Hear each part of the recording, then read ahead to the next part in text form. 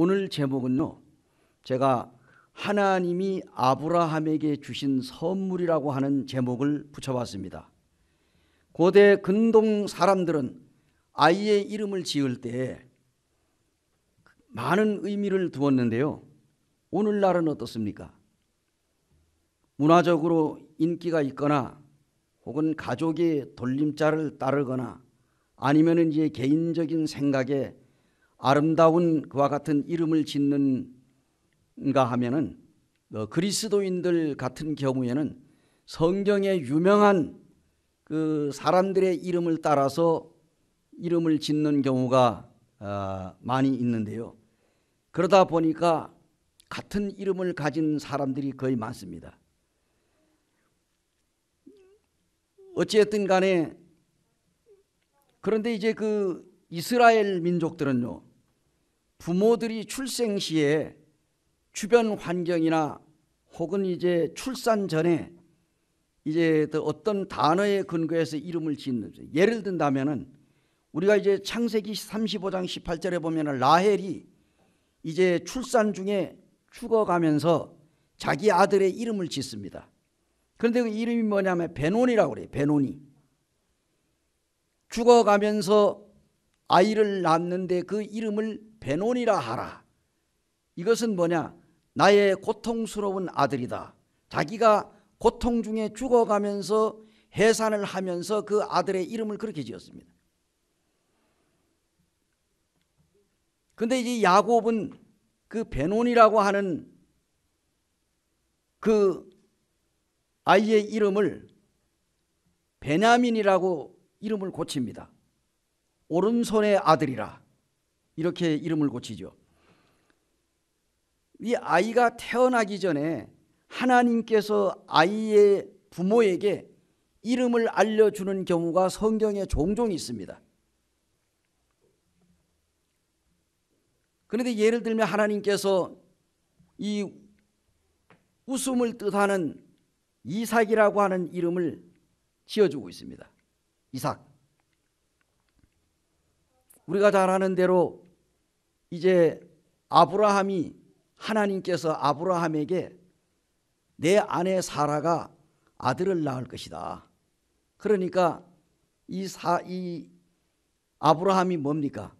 그 하나님 보고 속으로 웃었다고 그랬어요. 겉으로 웃은 게 아니라 속으로 웃었어. 웃으면서 혼잣말로다가 속으로 나는 나이가 100세고 내 아내는 90세인데 어떻게 아들을 낳을 수 있겠느냐. 속으로 웃었는데 하나님께서 아브라함이 속으로 웃는 것을 알았습니다. 그래서 네가 왜 속으로 웃느냐. 이것이 우리가 18장을 넘어가게 되면은 18장 11절에서 15절에 보면은 이 사라가 똑같은 대답을 해요. 사라가. 그래서 사라가 뭡니까? 하나님께서 아브라함과 저쪽 장막에서 만나가지고 약속을 합니다. 내 아내가 이제 아들을 낳을 것이다. 그러니까 그 소리를 옆 텐트에서 사라가 듣습니다. 그래서 사라가 뭐예요? 성경에 보니까 속으로 웃었다고 그랬어요. 웃으니까 하나님이 뭐라고 그랬어요? 아브라함을 보고 내 아내 사라가 왜 웃느냐? 틀림없이 아들을 낳게 할 것이다. 근데 결국 낳았어요, 안 낳았어요? 낳았습니다. 이게 아브라함의 나이가 100살이고 이 사라가 90살. 그때 당시에는 그 나이가 문제가 안 됐습니다. 창세기 5장에 보게 되면은 거기에는 적어도 800년, 900년을 낳으면서 자녀를 낳는데 물론 이제 그것은 홍수 전입니다. 그러니까 홍수가 끝난 이후로부터 사람의 수명이 급격히 줄어들었지만은 그래도 이제 성경에 보게 되면은 이런 그 놀라운 그러한 그 정말 사람의 생각으로는 도저히 불가능하지만 하나님께서는 하실 수 있다는 얘기예요. 그걸 우리가 여기서 보여주는 것을 보게 됩니다. 어쨌든 이제 이 이름을 이제 노령에 아들을 낳을 수 없다고 생각한 것에 대한 사람들의 그 이 비웃음을 하나님께서 허물고 이 아브라함은 하나님이 약속하신 대로 약속의 아들을 주시는 모습을 우리가 성경에서 보게 되는 것입니다. 오늘 우리가 이제 이 본문을 통해 가지고 하나님이 아브라함에게 주신 진정한 선물이 무엇이냐 하는 겁니다. 그 선물을 한번 살펴보고자 합니다. 하나님이 아브라함과 맺은 언약이 무엇입니까? 약속, 언약, 다른 말로 하면 약속이죠. 창세기 17장 7절에 보니까 내가 내 언약을 너와 내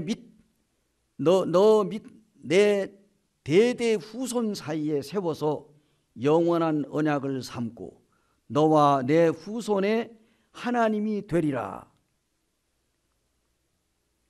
또 17장 9절에는 하나님이 또 아브라함에게 이르시되 그런즉 너는 내 언약을 지키고 내 후손도 대대로 지키라.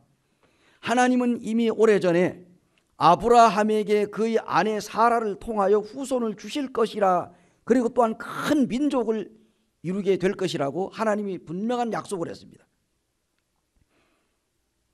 그럼에도 불구하고 이 아브라함은 물론이거니와 사레도 그 하나님의 약속을 기다리지 못하고 끝내는 자기의 몸종 하갈을 자기 남편 아브라함에게 들여보내가지고 이 내 몸종으로 하여금 아들을 낳아서 나로 하여금 아들을 안게 하라.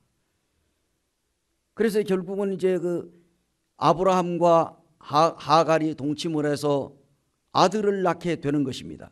그 아들의 이름을 이름하여 이스마엘이라고 했습니다. 이스마엘. 근데 이제 성경에 보게 되면은 이제 창세기 16장 15절에 보니까 하갈이 아브람 아들을 낳음에 아브람이 하갈을 낳은 그 아들을 이름하여 이스마엘이라 하였더라. 자, 이스마엘은 그 이름을 누가 지었습니까? 아브라함이 지어줬습니다. 그러면 아브라함이 몇 세에 이스마엘을 낳았을까요? 성경에 보니까 86세에 이스마엘을 낳았다고 해서 86세.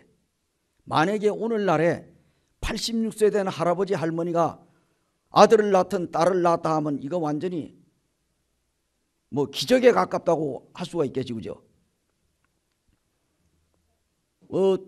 들은 얘기인데 확실한 거는 모르겠는데 어느 저 아래 지역의 어디에서는요,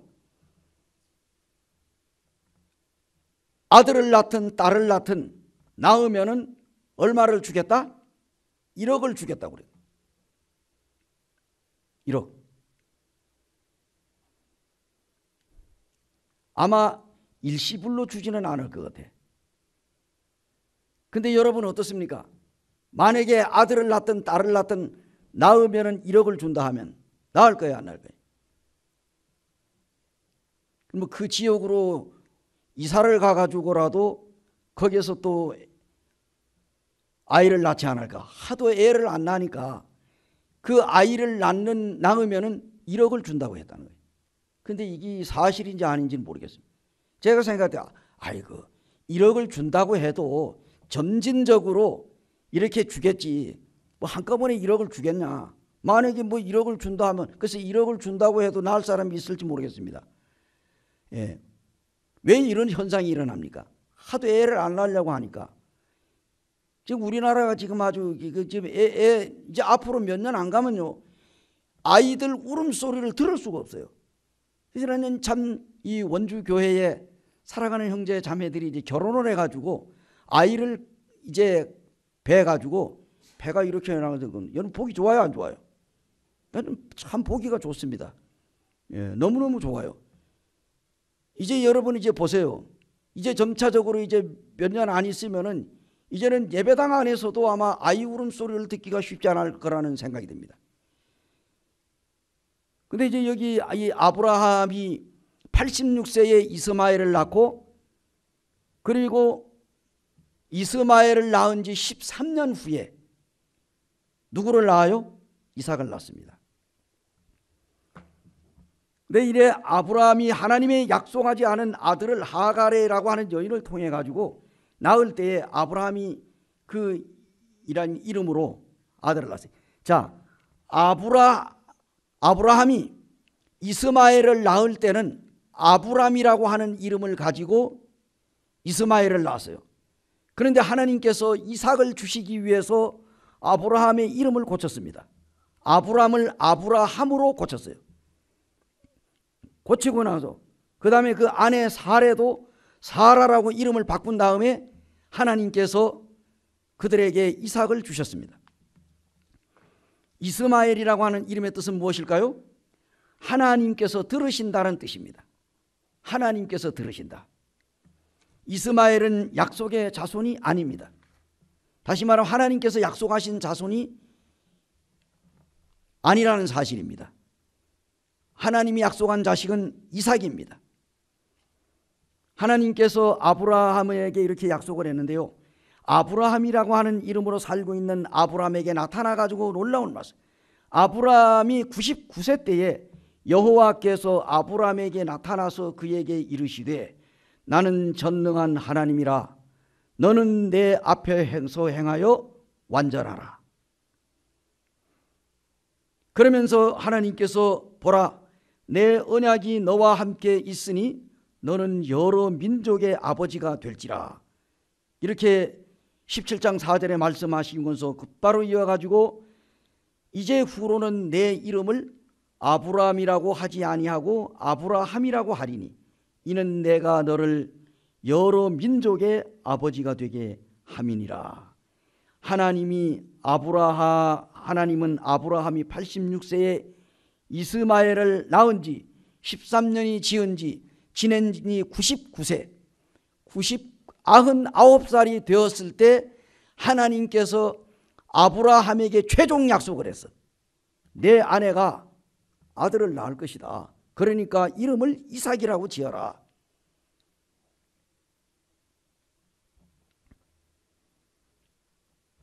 이 이스마엘은 약속의 자식이 아니므로 아브라함은 계속해서 하나님의 약속을 성취하기를 사실 기다려야 했는데 사람이라고 하는 것이 인내가 한계가 있는 겁니다. 만약에 오늘날 우리들이라고 하면 어떨까요? 여러분들이라고 하면 어떻게 생각하지? 그렇게 오랫동안 기다릴 수가 있겠습니까? 그러므로 하나님은 자신을 전능한 하나님, 즉 엘샤다이라고 부릅니다. 엘샤다이, 전능한 하나님. 하나님은 어떤 하나님이라고? 전능하신 하나님. 우리가 받을 진정한 교훈은 무엇일까요? 하나님의 약속의 성취는 사람들이 보기에는 매우 느리고 더딘 것 같지만은 그러나 하나님께서는 분명하게 이루어 주신다 이겁니다.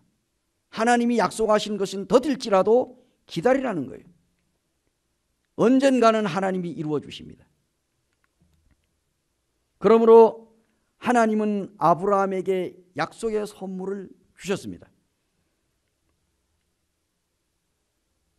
여호와께서 말씀하신 대로 사라를 돌보셨고 여호와께서 말씀하신 대로 사라에게 행하셨으므로 사라가 임신하고 하나님이 말씀하신 시기가 되어 노년에 아브라함에게 아들을 낳으니 아브라함이 그에게 태어난 아들 곧 사라가 자기에게 낳은 아들을 이름하여 이삭이라 하였고, 창세기 21장 1절에서 3절에 나온 말씀입니다.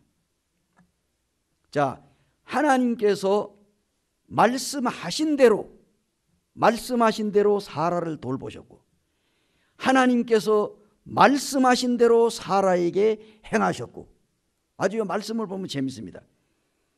사라를 돌보고 하나님의 말씀대로 사라를 돌보고 하나님의 말씀대로 사라에게 행하고, 그리고 사라가 임신하고 하나님이 말씀하신 시기가 되매 이삭을 주셨다.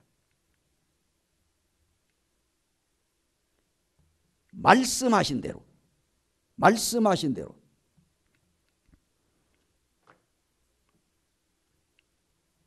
그러므로 아브라함은 하나님의 약속을 받기까지는 오랜 시간과 인내가 필요합니다. 오늘날 하나님의 아들 되시는 우리 주 예수 그리스도 아직 오시지 않았습니다. 그 예수 그리스도를 기다리는 오늘날 그리스도인들의 마음도 조급하고 바빠졌습니다. 그런데 이제 온다 하는 분이 언제 오실지 기약이 없으니까 많은 사람들이 예수 그리스도를 재림을 기다리고 사모하며 주님의 복음을 위하여 살다가 주님 앞에 갔습니다. 얼마 전에 지난 주일날 우리 김명섭 그 자매님 선교사잖아요. 2006년도 저와 함께 성지순례를 갔습니다. 자매가 성지순례 가가지고 뭐 가짜라고 주장하는 시내산을 새벽 2시에 이제 캐더린이라고 하는 수도원 있는 데서 관광버스가 우리를 이제 그 호텔에서 태워가지고는 거기다 갖다가 딱 내려줬어요. 그리고 이제 걸어가는 겁니다. 정상을 향해서. 새벽 6시에 이제 그 높은 그 산에서 이제 저 멀리에서 태양이 떠오른다는 거예요. 그래가지고 그걸 보기 위해 가지고 많은 순례자들이 수백 년 동안 시내산이라고 생각하고 계속해서 거기를 오르내렸어요.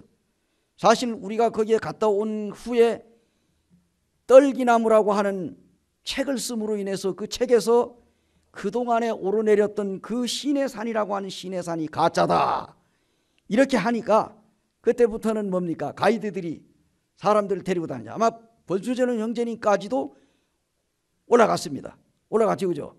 예, 가가지고 제가 이름 써놓은 걸 형제님이 보고 왔다 하더라고요. 제 이름을 보고는 아주 야, 심형제들이 여기 왔다 갔구나. 얼마나 좋았겠어요. 이름만 봐도.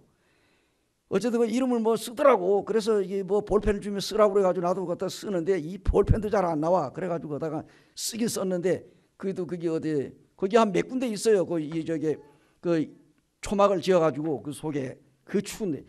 근데 이 자매님이 너무 그 약하고 아주 그 호리호리하고 키도 조그만하고 그래가지고 이 자매가 이제 가방을 하나 짊어졌더라고. 짊어지고 나는데 뭐 허리도 두드리고 이게 해가지고 한데 이 시내산을 올라가는데 이 밤에 새벽 2시에 올라가는데 후레쉬 가지고 가라고 근데 다리 비쳐가지고 후레쉬는 안 비쳤어요.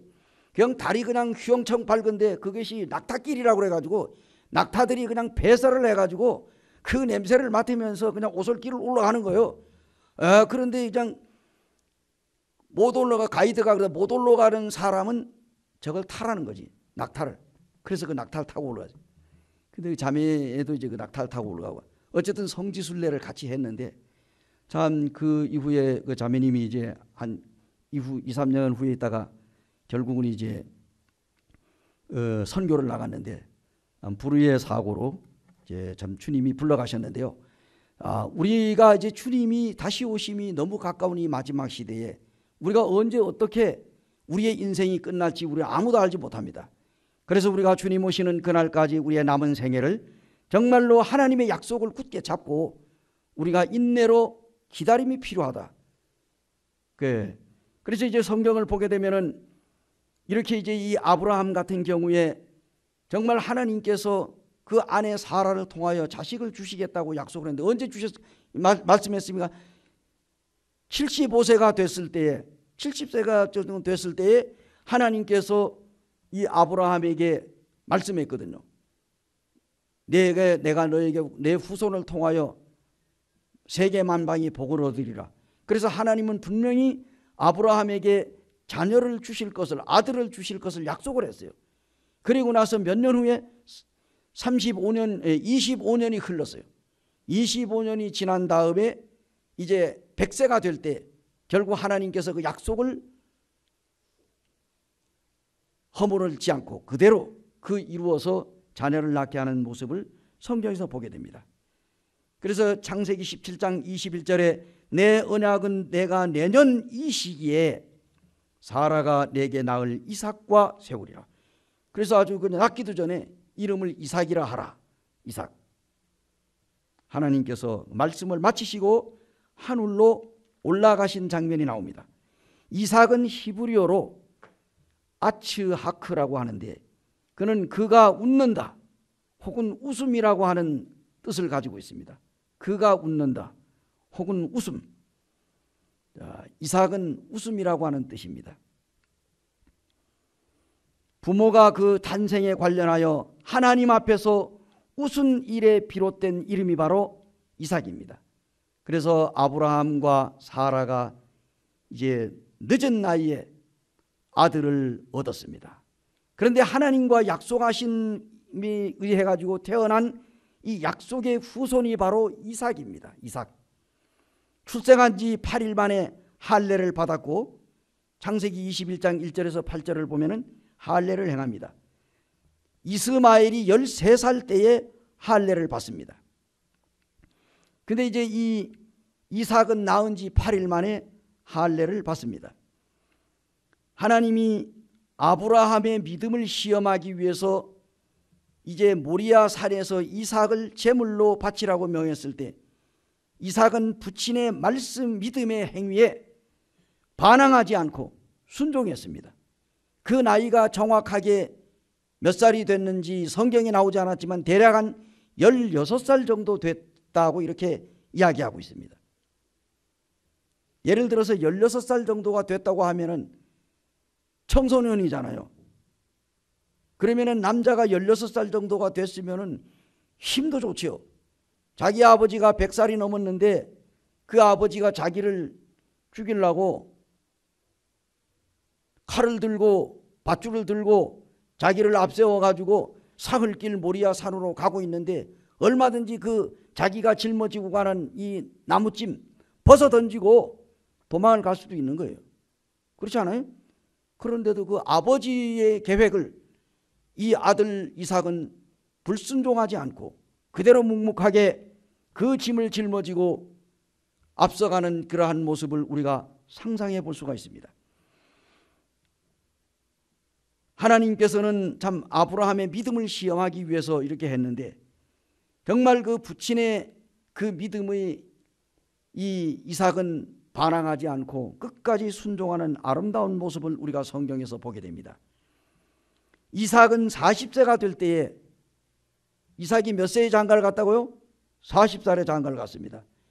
그래서 몇 세에 아들을 낳는다고요? 야곱을 60세 한갑이 다 돼가지고 아들을 낳아요. 40살에 장가를 갑니다. 그래서 여기에 그 40살 된 노총각은 없습니다만은 어쨌든 다 희망이 있습니다. 어쨌든 이제 이삭이 40대 될 때 부두엘의 딸 리브가를 아내로 맞이하고 60세 자녀를 60세까지가 이제 자녀를 얻지 못하다가 60세가 되던 해에 쌍둥이를 낳습니다. 아들을 한꺼번에 그냥 둘을 그냥 딱 낳는 거예요. 그동안의 아브라함의 언약이 이삭에게서 확증이 되었습니다. 아브라함이 죽자 이스마엘과 함께 이제 이삭이 자기 아버지 아브라함을 이 막벨라 굴에다가 장사를 지내는 장면이 창세기 25장 8절에서 9절에 나오고 있습니다. 기근으로 인해 가지고 이삭이 그랄이라고 하는 지역으로 옮겨갔는데 그때의 그 이 아내 리브가를 누이라고 속이고 블레셋 왕 아비멜렉에게 부끄러운 책망을 듣는 장면이 창세기 26장 1절에서 11절에 나옵니다. 아브라함도 결국은 뭡니까? 자기의 그 이 누이하고 결혼을 했습니다. 이 이삭도 자기의 그 이 친동생은 아니지만 어쨌든 이제 그 성경에 보니까 자기 그 작은 아버지 자기 그 작은 집 딸이요. 그러니까 이제 사촌지간이죠. 그 리브가가 육신적으로는 아브라함의 여동생이 맞습니다. 이 이삭의 여동생이 맞아요. 리브가가. 그런데 실제적으로는 뭐예요? 부부잖아요. 근데 이제 자기 죽을까 봐 그 아비멜렉 왕 앞에서 이 여자가 누구냐? 근데 누이 동생입니다. 이렇게 했는데 하나님께서 꿈에 아비멜렉에 나타나가지고 네가 왜 이삭의 아내를 네가 취했느냐 해가지고 하나님이 그 여인을 돌려보내지 아니하면 너를 내가 가만히 두지 않겠다 하고 꿈에 하나님이 나타나가지고 아비멜렉을 호통을 쳤습니다. 그리고 나서 이 깨고 나니까 꿈이잖아요. 그러니까 아비멜렉이 이삭을 불러다가 왜 당신이 당신 부인을 갖다가 누이라고 속여가지고 하마터면은 내가 하나님 앞에서 범죄할 뻔했다. 그러면서 당장 데리고 나가라고. 그리고 나갈 때 또 많은 재산을 줘가지고 보냅니다. 이런 경우가 있어요. 그래서 하나님은 하나님의 자녀가 어떤 경우에라도 실수를 했지만은 하나님께서는 그 실수를 하나님의 유익한 방법으로 방향으로 하나님께서 이끌어 가신다. 이런 겁니다. 비록 사람은 실수를 했다 할지라도 하나님은 하나님의 좋은 방향으로 하나님의 한 유익한 방법으로 하나님께서는 그것을 이끌어가는 분이 바로 하나님이시다 하는 얘기입니다. 어쨌든 우리가 이제 성경을 보게 되면은 이 아브라함이 경험했던 이 모든 것들은 실수와 거의 같은 겁니다. 자기 아버지 아브라함이 실수했던 것처럼 이 이삭도 똑같이 실수를 합니다. 그래서 뭐예요? 아브라함이 하나님 앞에서 의인이라고 칭함을 받았지요. 이삭이라고 하는 사람도 하나님 앞에 정말로 놀라운 그는 하나님의 그 약속의 아들인데도 불구하고 이들이 뭡니까? 연약한 부분이 있어요. 그래서 우리 이 세상에 주님을 믿고 구원받은 살아가는 성도들이라 할지라도 우리는 연약한 약점이 있어요, 없어요? 우리는 사람이기 때문에 다 연약한 모습이 있습니다. 여기에 지금 서서 제가 지금 성도들에게 말씀을 대언하고 있지만 저 자신이 어떻게 완벽할 수가 있겠습니까? 연약하고 정말로 약점이 많습니다. 그럼에도 불구하고 하나님께서는 연약한 사람들을 통해서 하나님은 하나님의 일을 계획하시고 이끌어 가시고 인도해 가신다 하는 사실을 생각할 때 참 하나님 앞에 감사를 드리고 이것이 바로 하나님의 은혜가 아니겠느냐 하는 생각을 해보게 됩니다. 어쨌든 우리 이제 성경은 이제 이 이삭은 그랄에서 아브라함이 팠던 우물을 다시 파는 장면이 창세기 26장 17절에서 18절에 나옵니다. 보실까요?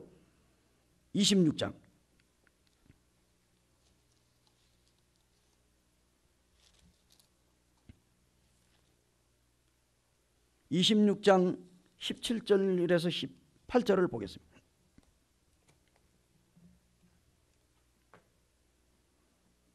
제가 봉독하겠습니다.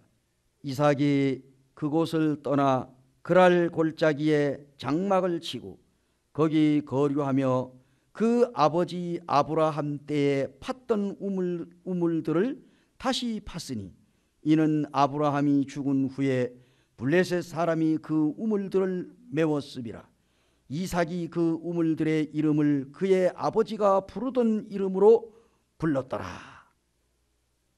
이런 말씀이 나옵니다.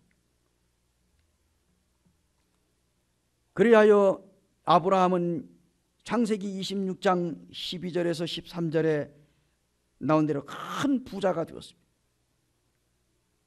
그리고 블레셋 사람들이 이 이삭을 시기하고 적대했음에도 불구하고 이삭은요 그 블레셋 사람들과 충돌하거나 다투지 않았습니다. 양보했습니다.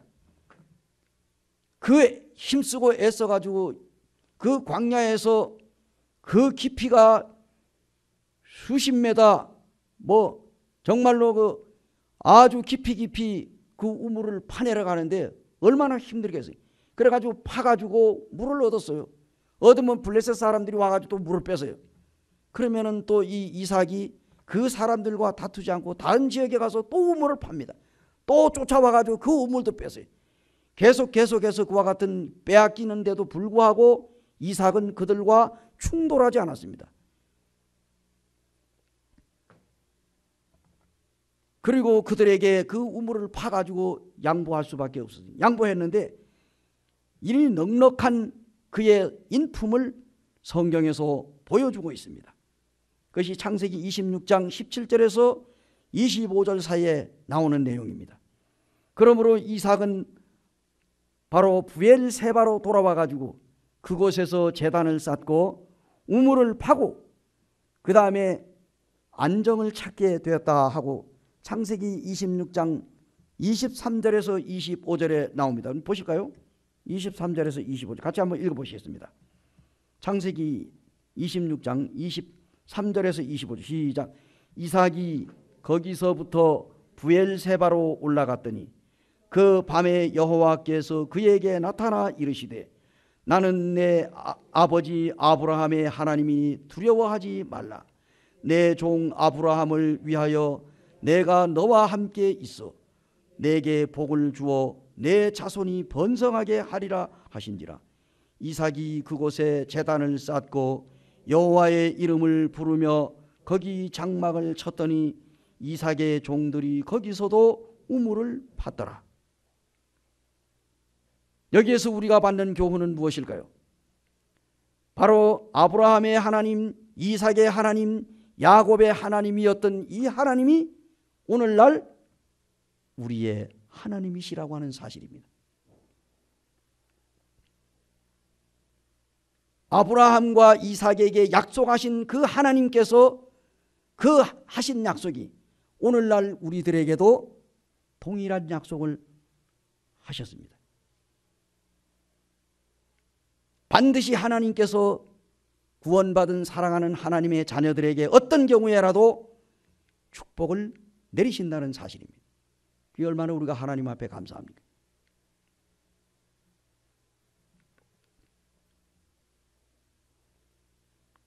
놀랍게도 이삭은 60세 쌍둥이 아들 에서와 야곱을 얻었습니다. 창세기 25장 25절에 이삭은 에서를 사랑해가지고 장자에게 걸맞는 축복을 하려고 했습니다. 장자가 우선권이 있으니까. 그런데 뭡니까? 이 또 아내는 뭐예요? 자기의 그 이 쌍둥이 아버지 이삭은 당연히 장자 에서를 사랑하고 엄마 리브가는 당연히 내리사랑이라고 야곱을 사랑하는 모습이 나옵니다.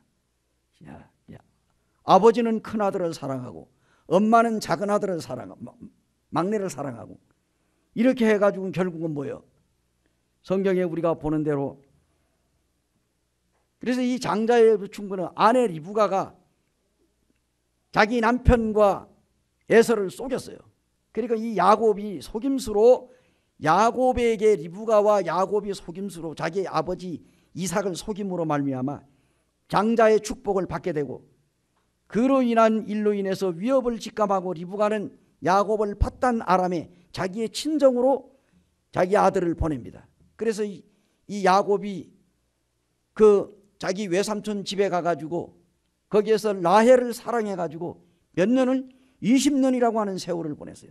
20년 동안 그곳에 가서 외삼촌이자 장인 집에서 처가살이를 하는데 옛날 우리나라 속담에 겉벌이 서말이면은 처가살이를 안 한다.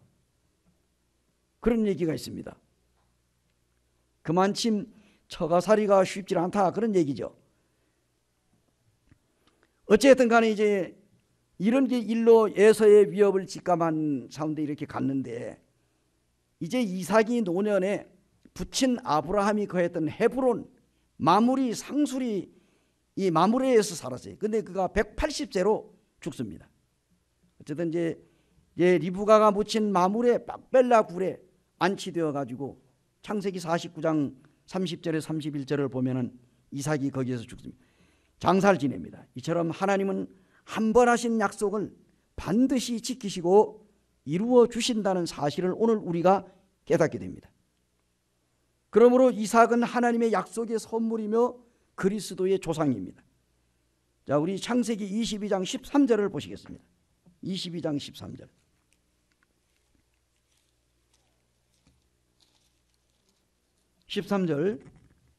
같이 한번 봉독하시겠습니다. 13절에 아브라함이 눈을 들어 살펴본 적 한 순양이 뒤에 있는데 뿔이 수풀에 걸려 있는지라 아브라함이 가서 그 순양을 가져다가 아들을 대신하여 번제로 드렸더라. 예.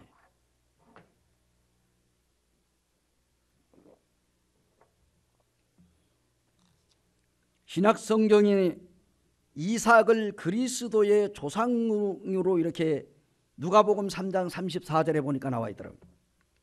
믿음의 사람으로 인정됐습니다. 히브리서 11장에는 또한 이삭은 약속의 아들이라고 불렀습니다.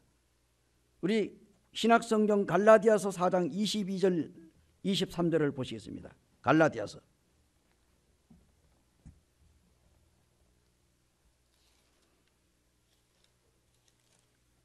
4장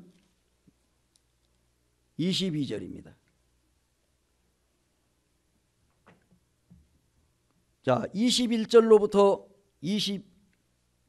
23절까지를 함께 봉독을 하시겠습니다. 갈라디아서 4장 21절에서 23절 시작. 내게 말하라. 율법 아래 있고자 하는 자들아 율법을 듣지 못하였느냐. 기록된 바 아브라함에게 두 아들이 있으니 하나는 여종에게서 하나는 자유 있는 여자에게서 났다 하였으며 여종에게서 육체를 따라 낳고 자유 있는 여자에게서는 약속으로 말미암았느니라. 예, 감사합니다. 이래서 이삭은 약속의 아들입니다. 신약 성도들은 이게 신약에는 성도들의 모형으로 이삭을 성도들의 모형으로 이게 보여주고 있습니다. 또한 이 아브라함은 믿음에 의해서 이삭이 희생을 하잖아요. 이삭의 희생이 예수 그리스도의 희생과 너무나도 흡사하기 때문에 이 구약 성경의 이삭과 신약의 예수 그리스도와 그의 삶이 너무나도 비슷했습니다. 예를 든다면은 이삭이 예언대로 출생을 했거든요. 하나님께서 아들을 주신다 해서 출생했잖아요. 그죠? 창세기 17장 16절에 그 나오잖아요. 그리고 이제 마태복음 1장 23절에도 나옵니다. 또 초자연적인 출생을 했어요. 그야말로 이 이삭이 사람의 생각으로는 도저히 불가능한 거예요. 그때 당시만 해도. 근데 100세에 또 이 사라는 90세에 정말 아이를 낳을 수 없는 그러한 환경 가운데 하나님께서는 기적적으로 초자연적으로 아들을 낳게 해주셨습니다. 또 예수 그리스도가 또 그렇게 하지 않았습니까? 예수 그리스도가 정말로 그 이 처녀 마리아로부터 초자연적인 성령에 의해서 예수 그리스도가 탄생을 하잖아요.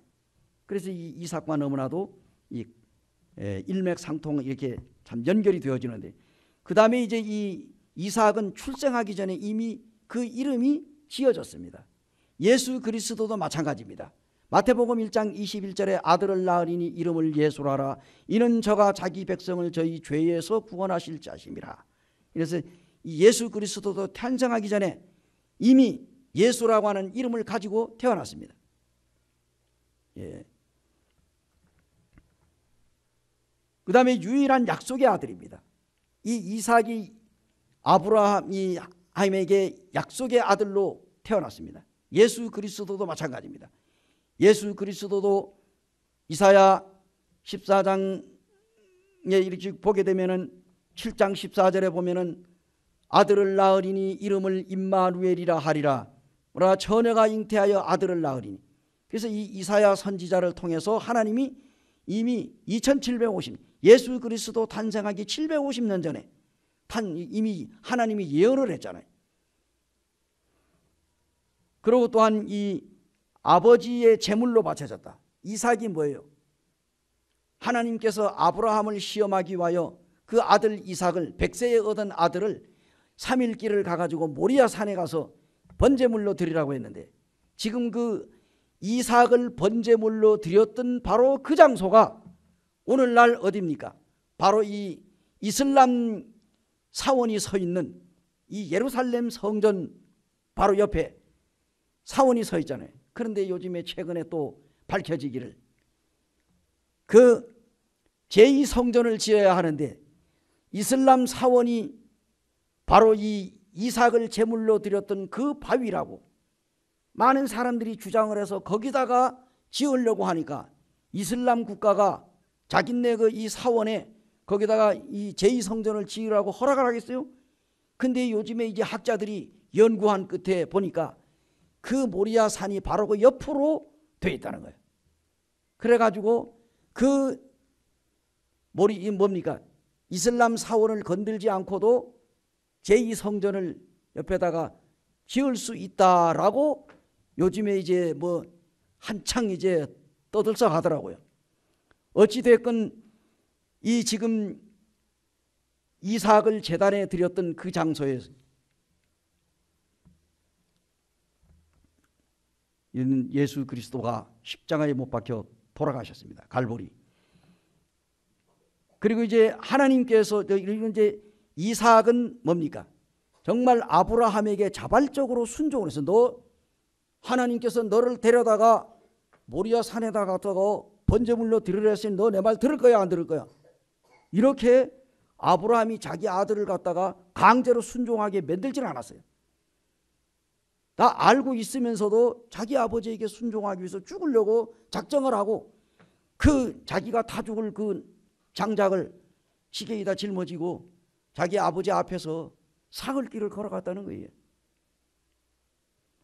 우리 주 예수 그리스도가 비아 돌로사라고 하는 십자가의 길, 거기에 우리 예수님께서 십자가를 짊어지고 그 100근이 넘는 그 무거운 그 형틀을 지고 골고다를 올라가시면서 3번씩 넘어지고 그러면서 결국은 쓰러지니까 구레네 사람 시몬을 지나가는 구레네 시몬을 강제로 붙들어다가 예수님이 십자가를 지워가지고 골고다로 향하는 이러한 것이 성경에 나오지 않습니까? 그래서 이 이삭이 자기 아버지 아브라함에게 자발적으로 순종함 같이 예수 그리스도도 성경에 보니까 요한복음 10장에 나를 죽이는 것이 아니라 나는 내 스스로 목숨을 버린다. 내가 목숨을 얻을 권리도 있고 버릴 권리도 있다. 그래서 예수님은 자기 스스로가 자기의 목숨을 버려서 오늘날 우리를 구원하기 위하여 이 세상에 사람의 몸을 입으시고 내려오셨다고 분명히 주님이 말씀하셨습니다. 그래서 우리 주님도 자발적으로 자기 스스로 십자가를 지셨습니다. 얼마든지 주님은 십자가를 피할 수 있었습니다. 능력이 있었습니다. 권세가 있었습니다. 그렇지만 주님은 묵묵하게 하나님에게 순종하고 인류를 구원하기 위하여 십자가를 지셨습니다. 뿐만 아니라 이제 하나님이 이 이삭을 그대로 죽게 놔두지 않았습니다. 하나님은 인신제사를 원하지 않습니다. 만약에 이삭을 불로 태워 주겠다 하면 하나님께서 엄청난 과오를 범할 수가 있습니다. 인신제사, 사람을 태워서 죽이는 것은 이방 신을 섬기는 우상들이 섬기는 사람들에 의해서 저질러졌습니다. 그러나 하나님은 결코 사람을 죽여가지고 제단에 드리도록 하지 않았다는 사실입니다. 그럼에도 불구하고 이제 죽을 뻔했는데 그 죽으려고 하는 순간에 하나님은 이삭을 살리셨습니다. 아브라함을 시험하기 위해서. 우리 주 예수 그리스도가 십자가 위에서 죽으셨습니다. 그리고 3일 만에 부활하셨습니다. 사실 이삭도 부활한 거예요. 사실 죽은 거나 다름이 없잖아요. 근데 놀라운 방법으로 하나님께서 그걸 살리셨어요.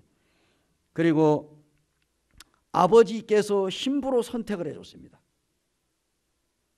신부를, 이삭을 그 리브가를 아내로 맞이해주고, 또 우리 예수님은 신랑 되시는 예수님에게 오늘날 교회 되는 우리들을 신부로 맞이해주고 맺어주었습니다. 그래서 리브가가 전에 한 번도 보지 못한 이삭을 만나고자 했듯이 예수 그리스도 또한 우리를 만나기 위하여 기꺼이 십자가를 지셨습니다. 어쨌든 우리가 이러한 일들을 보게 되는데 성경에 보면은 예수 그리스도와 리브가의 관계가 아주 정말로 이렇게 신약과 구약을 오고 가면서 자세하게 나와 있는데 제가 이제 이런 말씀을 다 드리지 않아도 성도님들이 너무나도 잘 알고 있지만은 그래도 우리가 한 번씩은 그것을 짚고 넘어가는 것이 좋다는 생각이 듭니다. 이처럼 이제 이삭은 예수 그리스도의 모형이라고 할 수 있습니다. 이삭의 생애가 예수 그리스도의 생애와 너무 닮은 것으로 오늘날 우리가 교훈을 받을 수가 있다, 그런 얘기입니다. 그래서 오늘은 이삭에 관한 이야기를 사랑하는 성도들과 함께 나누어 보았습니다. 이제 다음번에는 이 야곱에 대해서 생각을 하고자 합니다. 야곱에 대해서도 할 말이 많겠죠. 우리 형제 자매님들이 너무나도 잘 알고 있는 야곱에 대해서 한번 생각해 보시기를 원하고요. 오늘 이렇게 사랑하는 형제 자매님들 같이 말씀을 교제할 수 있게 돼서 진심으로 감사를 드립니다. 우리 주님의 그 은혜를 다시 한번 감사를 드리고, 하나님의 약속은 더딜지라도 반드시 그리고 분명히 이루어진다고 하는 이러한 마음을 가지시고 주님을 사랑하시고 남은 생에 열심히 주님을 섬기는 귀한 성도들이 되기를 바라면서 기도하시겠습니다.